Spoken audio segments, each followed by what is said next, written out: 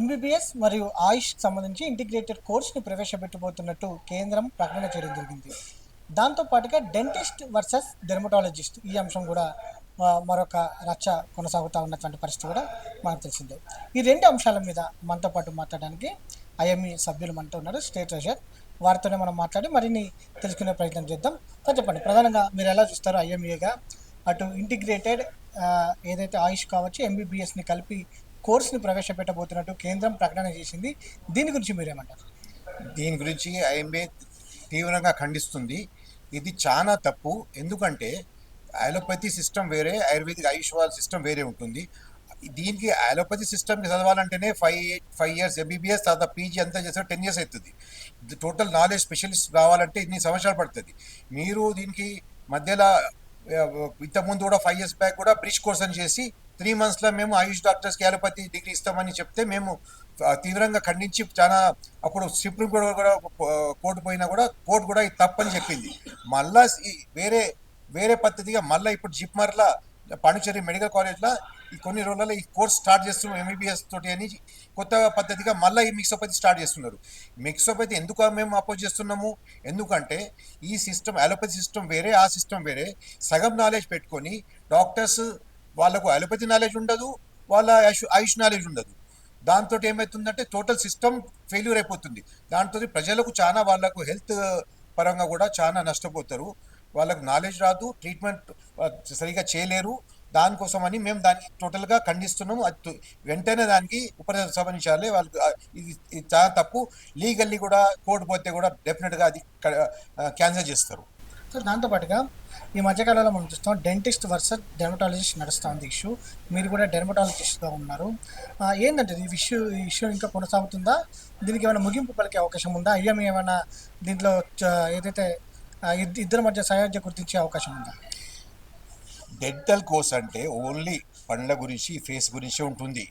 కానీ వాళ్ళకు ఇక్కడ కరికులంలా కాస్మెటాలజీ అని ఉంది. కాస్మెటాలజీ అంటే ఓరల్ కాస్మెటాలజీ, ఈ టీత్ ఎట్లా అది ఉంటుంది దానికి కాస్మెటాలజీ.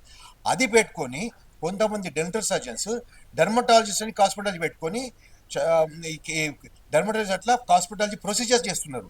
దానికి 21 కేసెస్, 21 డెర్మటాలజీ మీద తెలంగాణ మెడికల్ కౌన్సిల్ ఎఫ్ఐఆర్స్ కూడా చేసింది. అది టోటల్గా తప్పు. అది ఫ్యాక్స్ అంటారు దానికి. వీరు చదివింది ఒకటి, చేసేది ఒకటి. డర్మటాలజీ అనేది మొత్తం టోటల్ స్కిన్ గురించి ఉంటుంది. దానికి 3 సంవత్సరాలు చదవాలి. మేము డిఫరెంట్ పొజిషన్ ఉంటాయి. వీళ్ళు చదివేదేమో కాస్మెటాలజీ ఓరల్ ఉంటుంది. కానీ ఆ ఓరల్ కాస్మెటాలజీ చేసి కాస్మెటాలజీ అని బోర్డుల మీద పెట్టుకుంటున్నారు. మొన్న కూడా మేము పోయి కంప్లైంట్ కూడా చేసినాం మెడికల్ కౌన్సిల్ రిజిస్టర్కి. ఇది ఇమీడియట్ వెంటనే చర్యలు తీసుకోవాలని వాళ్ళు కూడా స్పందించి మేము అందరికీ నోటీస్ పంపించి బోర్డులో పెట్టకుండా చూస్తామని చెప్పారు. సార్ దాంతోపాటుగా గతంలో డెంటిస్ట్కి సంబంధించి కూడా కాస్మెటిక్ కోర్స్ తేవాలనే ఉద్దేశంతో చట్ట సభల్లో దాకా కూడా ఈ ఫైల్ వెళ్ళింది. తర్వాత అది ఆమోదింపబడలేదు. మళ్ళీ అలాంటి గెజిట్ తీసుకురావాలని కూడా డెంటిస్టులు కోరుతున్నట్టు కూడా తెలుస్తూ ఉంది. దీనికి సంబంధించి ఏమంటారు? వీళ్ళు అక్కడ కొంతమంది బ్యూరోక్రాట్స్కి పొలిటికల్ ఇన్ఫ్లుయెన్స్ చేసి ఇట్లా చేస్తున్నారు. కానీ లీగల్లీ తప్పు. సుప్రీంకోర్టులో కూడా అది క్యాన్సిల్ చేస్తారు. ఎందుకంటే మీకు అర్థమవుతుంది డెంటల్ ఏంటిది ఇంతవరకే. చర్మం మొత్తం బాడీ మొత్తంలో పెద్ద లార్జెస్ట్ ఆర్గన్ స్కిన్ గురించి చదవాలంటే 3 years చదివినాక కూడా టోటల్ రావాలంటే కష్టం.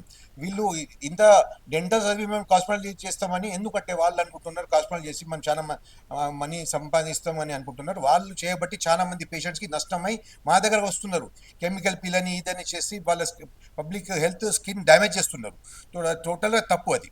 డెర్మటాలజిస్టులు కూడా అనవసరంగా ఎక్కువగా కాస్ట్లు వేస్తూ ఉన్నారు. ఏదైతే కాస్ట్లీ ట్రీట్మెంట్ అందిస్తూ ఉన్నారు, ఖర్చు ఎక్కువైపోతూ ఉంది, అనవసరమైనటువంటి ట్రీట్మెంట్ కూడా చేస్తున్నారని కూడా డెంటిస్టులు ఏదైతే తెలిపినటువంటి పరిస్థితి కూడా మనం చూస్తూ ఉన్నాం. దాని గురించి మీరేమంటారు? డర్మటాలజీ అంటే ఒకటి క్లినికల్ డర్మటాలజీ, ఒకటి కాస్మెటాలజీ. క్లినికల్ డర్మటాలజీ అంటే సోరియాసిస్, లైకెన్ ప్యానస్, పింపుల్స్ ఇట్లా స్కిన్ ప్రాబ్లమ్స్ వచ్చేది. ప్రాబ్లం వచ్చే ట్రీట్మెంట్కి మందులు ఉంటాయి, అవసరం ఉంటాయి, తీసుకోవాల్సి వస్తుంది. కాస్మెటాలజీ అని మీరు సొంతగా నాకు స్కిన్ ఇట్లా కావాలి అట్లా కావాలి అని పోతారు. వాళ్ళు ఎవరు పోతారు? ఎవరు వాళ్ళకి ఇంట్రెస్ట్ ఉన్నది, ఎవరు వాళ్ళకి పైసా అంటే మనీ వాళ్ళు పెట్టగలుగుతారు వాళ్ళు పోతారు.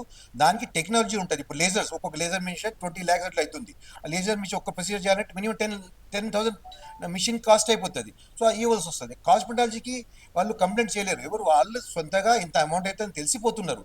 కానీ యాజ్ క్లినిషియన్స్ డర్మటాలజీ ఇప్పుడు నేను వేల కేసెస్ చూస్తున్నా. ఇప్పుడు ఫంగల్ ఇన్ఫెక్షన్, చిన్న ఫంగల్ ఇన్ఫెక్షన్ కూడా ఆ 30 సంవత్సరాల కింద 2 వారాలు క్రీమ్ పెడితే తగ్గిపోతుండే. ఇప్పుడు 6 నెలల వరకు తగ్గుతలేదు. ఎందుకంటే ఇట్లాంటి క్వాక్స్ స్టీరాయిడ్స్ వాడి తెలియకుండా, నాలే డెంటల్ వాళ్ళు తెలియకుండా ప్రతిదానికి స్టీరాయిడ్స్ వాడి దానికి రెసిస్టెన్స్ డెవలప్ అయిపోతున్నాయి. దానికి ఇప్పుడు 3 months 4 months మందులు ఇవ్వాల్సి వస్తుంది. ఈ ప్రాబ్లం అవుతుంది. కాస్ట్లీ డ్రగ్స్ ఏముండదు. మేము పేషెంట్ చెప్తాం జనరల్ డ్రగ్స్ కూడా తీసుకోవాలని, కానీ ఏది అవసరం ఉంది దానికి తీసుకుంటూనే ఈ డిసీజెస్ తగ్గుతాయి. సార్ మీ పేరు? Doctor Dayal Singh, IMA Telangana state finance secretary. నేను కన్సల్టెంట్ డర్మటాలజిస్ట్. ఇది మొత్తం మీద ఎవరి పరిధిలో వారే వైద్య సేవలను అందించాలని కూడా వారు చెప్తా ఉన్నారు. దాంతోపాటుగా డెంటిస్టులు అనవసరమైనటువంటి వైద్యాన్ని అందిస్తున్నారని, దాంతోపాటుగా తెలంగాణ మెడికల్ కౌన్సిల్లో కూడా వీరికి సంబంధించి కేసులు నమోదైనాయి అనేది కూడా వారి అభిప్రాయాన్ని వ్యక్తం చేసినటువంటి పరిస్థితి మనకు కనిపిస్తుంది. వీడియో జర్నలిస్ట్ ప్రభాకర్తో వంశీకృష్ణ, సమయం టీవీ, హైదరాబాద్.